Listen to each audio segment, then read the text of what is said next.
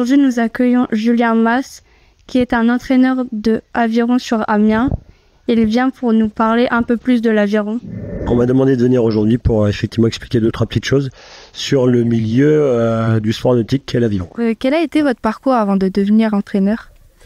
Avant de devenir entraîneur, j'ai fait du sport très très longtemps. Depuis que je suis tout petit, je fais du sport. Et du coup, ça a été toujours quelque chose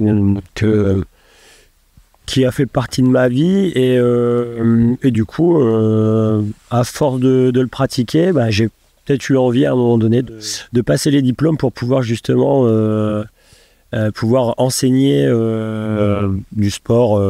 Parcours sportif, pourquoi basculer sur la casquette d'entraîneur ? Parce que au fur et à mesure, ça devient quand même assez difficile de trouver le temps de s'entraîner régulièrement. Parce que pour être bon, il faut quand même avoir du temps pour s'entraîner. Et du coup, il faut faire des choix.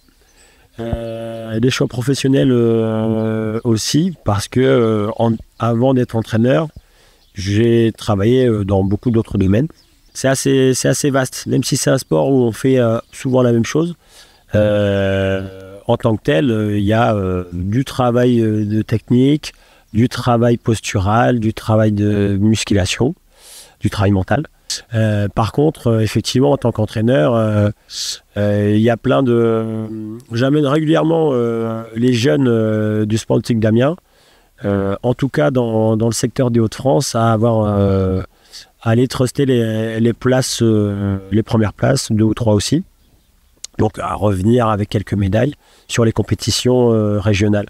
Et le plus haut fait d'armes que j'ai réussi, ça reste l'année 2017 où j'avais une athlète à suivre et qui a fait une 5e place au championnat de France. Et qu'est-ce que ça fait de l'entraide au sein d'un bateau ? Alors, l'entraide en règle générale au club d'aviron d'Amiens, c'est surtout sur mes catégories. Ça va être de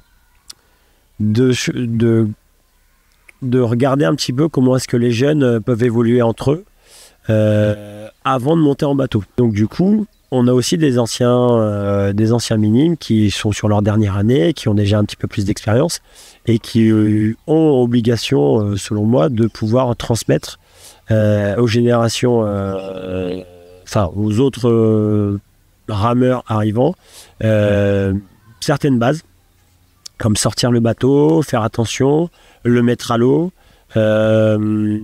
savoir mettre les avirons dans le bateau, être sûr d'avoir ses affaires et travailler comme des petites fourmis tous ensemble pour justement éviter qu'il y ait de la casse. Et donc en ça, je vois de l'entraide parce que si on ne le fait pas, il y aurait effectivement plus de casse et ce serait très très long si je devais laisser partir les plus expérimentés en premier, partiraient.